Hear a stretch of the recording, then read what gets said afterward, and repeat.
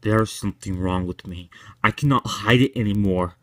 I fear my family suspects that something is not quite right with me. They reach out to me, but I pull away. If they come too close, they would know I am different and I am dirty. Once, only my mother's voice mattered. It is strong, soft, and pleasant.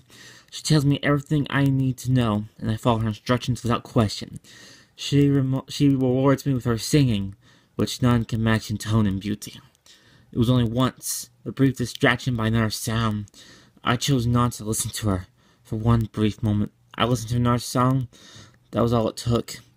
I can still hear her voice. But now there's another voice, a malicious voice. From within my head, I cry out for help, but it restrains my speech. It forces me away from the sight of others. My mother is completely unaware of my absence. I struggle against the will that overpowers me and manipulates my limbs. One leg in front of the other, it marches me out into the forest, beyond the safety of my home.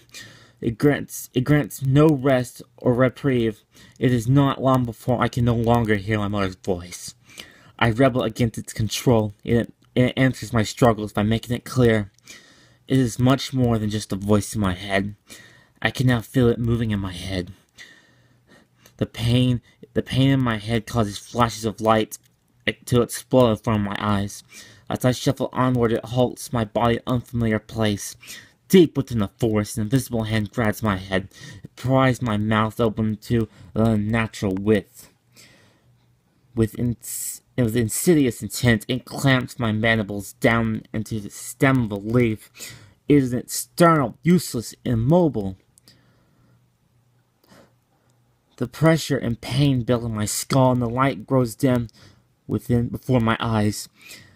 Just before darkness falls upon me, I think I hear faint singing from my mother, coming from the distance.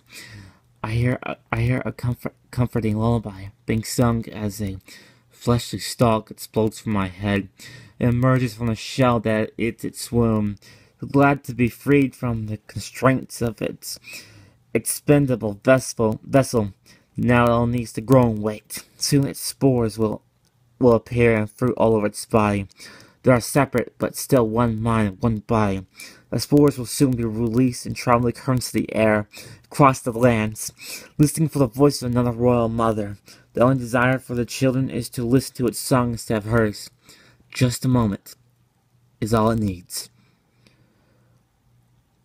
Undertale only needs to grow and wait.